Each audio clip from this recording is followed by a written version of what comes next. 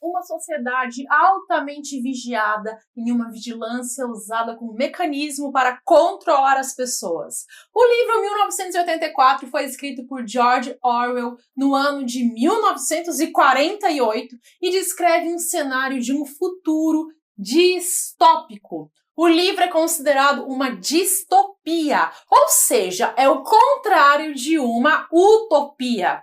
Enquanto a utopia seria um cenário perfeito, a distopia é um cenário de desesperança. Na história do livro 1984, existe a vigilância constante do Big Brother, ou do Grande Irmão, que é o líder do partido. E o principal instrumento usado para isso eram as teletelas, que existiam em todas as casas e eram uma TV que transmitia programações autorizadas pelo partido, ao mesmo tempo em que filmavam todos os ângulos da residência. Há microfones escondidos nas ruas e em todos os lugares. As pessoas eram vigiadas o tempo inteiro e eram lembradas constantemente disso em cartazes e outdoors que diziam: o grande irmão está de olho em você. Eu sou Cíntia Brunelli e o vídeo de hoje é sobre o clássico 1984 de George Orwell, que foi o vovô, digamos assim, do programa Big Brother e de grandes filmes do cinema, como O Show de Truman e Jogos Vorazes. Hoje você vai perceber como George Orwell acertou em suas previsões futuristas distópicas. E eu te convido a se inscrever no canal, porque toda semana eu estou aqui trazendo conteúdos. No livro 1984, o mundo se divide em 3 continentes: Oceânia, Lestásia e Eurásia. E a história do livro se passa em Londres, que pertence agora ao território da Oceânia. O protagonista do livro se chama Winston e ele é funcionário público do Ministério da Verdade. Apesar do nome, o trabalho do Ministério da Verdade era o de alterar os registros do passado, falsificando dados históricos com o objetivo de reafirmar aquilo que o partido está dizendo nesse momento.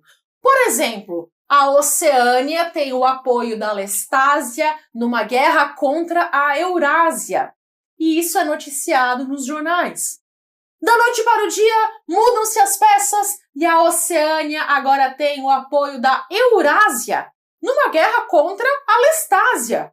Então o partido diz que sempre foi assim e nunca houve outra realidade. A Oceânia sempre esteve em guerra contra a Lestásia e nunca contra a Eurásia. Então o trabalho de Winston era destruir todos os jornais já publicados e alterar os registros dos jornais arquivados, para que ao serem consultados eles digam que a Oceânia sempre esteve em guerra contra a Lestásia.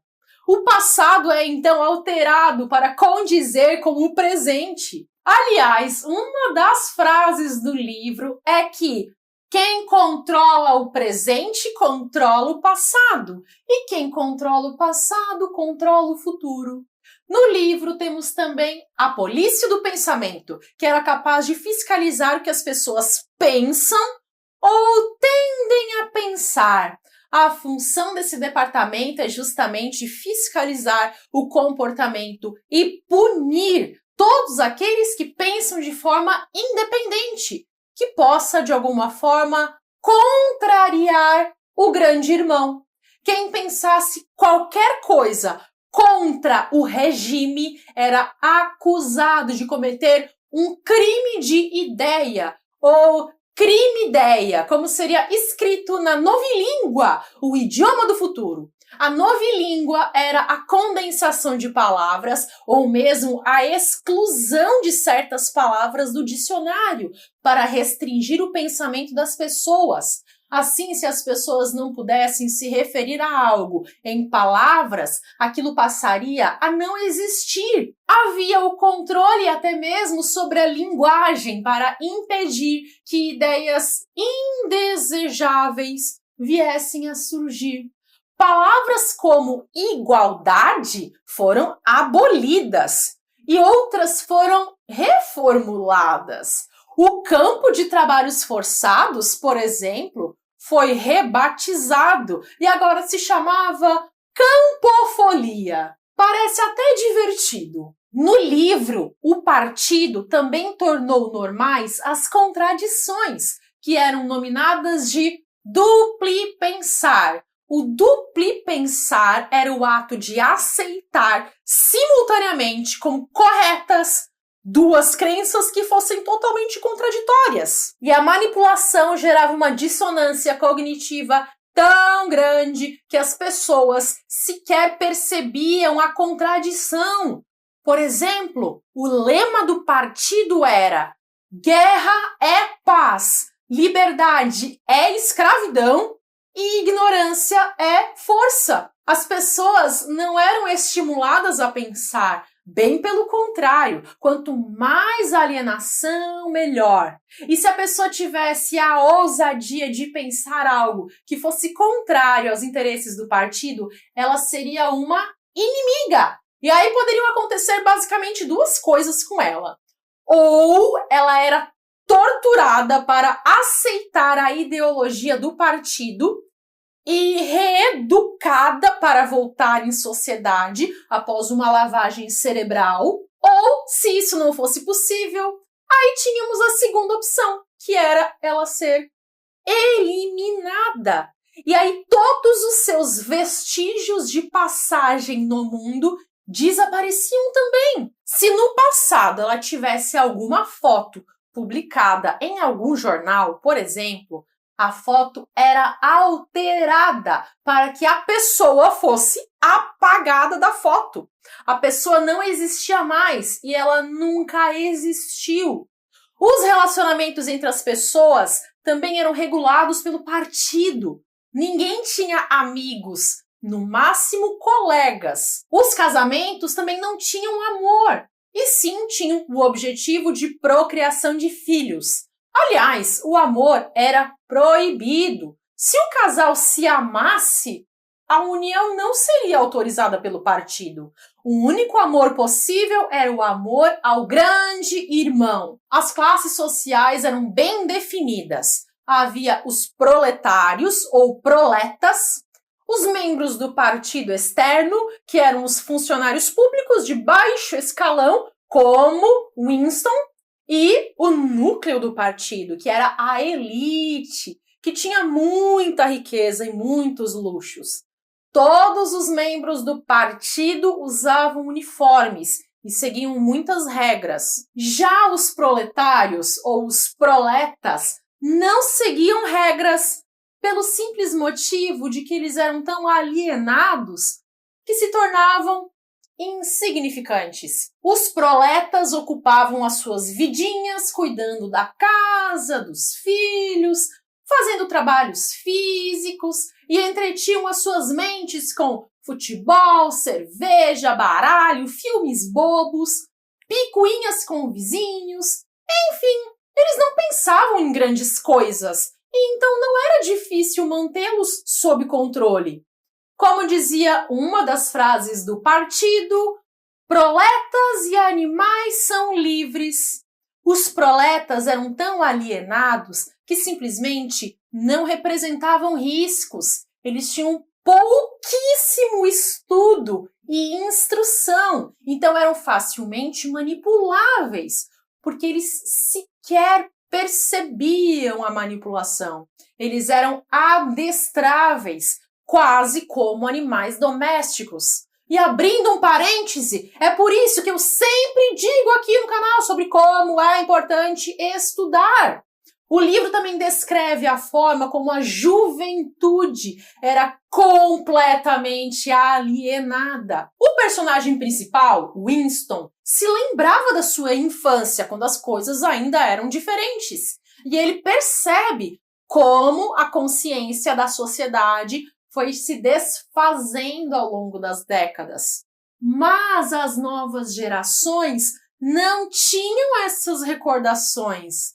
Desde crianças, eles eram estimulados a idolatrar o grande irmão e denunciar qualquer desvio ao partido. Muitos pais acabavam denunciados por seus próprios filhos, que ouviam algumas conversas suspeitas dentro de casa e corriam fazer a denúncia. Não havia nenhum tipo de poder de escolha, nenhum tipo de livre-arbítrio e não era autorizado ter qualquer pensamento crítico. Se você fosse um membro do partido, você seria totalmente controlado.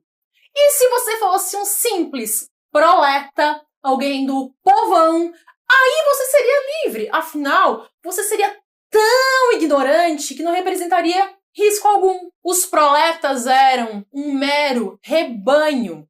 Eram o gado direcionado para lá e para cá. O livro também traz um forte questionamento sobre a polarização política e como isso é maléfico para a sociedade. Lá você era obrigado a escolher um lado.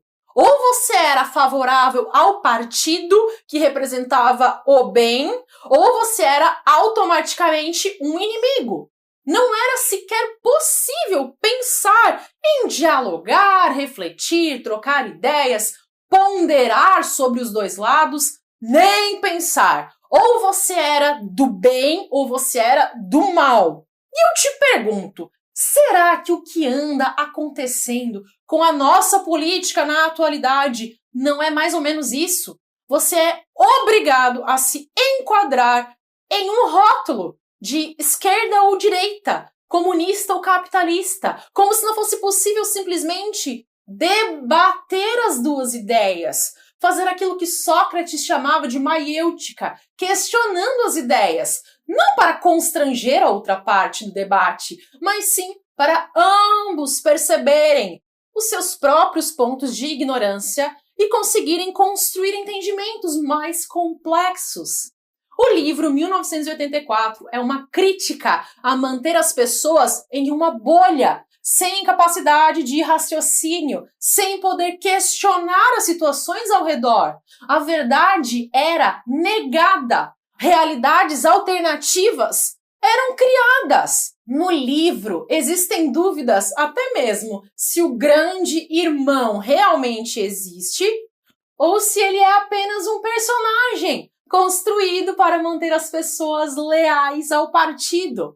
É um mundo sem esperanças, muito contraditório, e eu não vou dar aqui spoiler do final do livro, mas não espere um final feliz. O que eu posso te dizer é que o sistema vence, trazendo o livro para a nossa realidade atual. É impressionante perceber como as formas de vigilância estão presentes no cotidiano das pessoas, às vezes até mesmo de forma velada. A tecnologia tem contribuído cada vez mais para ampliar o controle dos cidadãos e retirar a nossa privacidade de formas que vão se tornando normais. Será que os nossos telefones celulares não estão, de certa forma, se tornando como as teletelas que conhecem todos os nossos movimentos? E quem estaria monitorando os nossos passos, além do Mark Zuckerberg? Nós não sabemos. Outra reflexão possível é pensar, será que tudo aquilo que nós aprendemos nas aulas de história aconteceu de fato, como é narrado hoje? Será que não existem distorções ideológicas para idolatrar um lado e demonizar o outro? Aqui eu não estou falando de nenhum exemplo específico, e sim apenas trazendo uma reflexão. Mas vamos falar de um exemplo específico apenas para pensar. Imaginem que a Segunda Guerra Mundial tivesse sido vencida pelos países do eixo, Alemanha, Itália e Japão, e que a ideologia nazista de Hitler tivesse se alastrado. Será que os livros de história da atualidade não trariam Hitler como um herói que liderou uma causa para libertar o mundo da opressão dos países aliados? Outro ponto que podemos também pensar é sobre a narrativa geopolítica que nós recebemos sobre aquilo que acontece em outros países. Até que ponto nós recebemos dos veículos de notícia informações reais ou informações totalmente deturpadas e manipuladas? Muitas vezes nós nem fazemos ideia. Será que aquilo que acontece distante dos nossos olhos está acontecendo de fato, como a historinha que querem nos contar? Nós não sabemos. E se você tem mais alguma reflexão sobre 1984 e quiser compartilhar, escreva nos comentários. Quais foram as análises que você extraiu? Deixo aqui novamente meu convite para você se inscrever no canal e também para assistir a mais vídeos. Tenho dezenas de vídeos sobre direito e outros assuntos que possam, de alguma forma, abrir a sua mente para novas realidades. Vou deixar aqui uma playlist para você clicar e dar continuidade aos seus estudos. Até!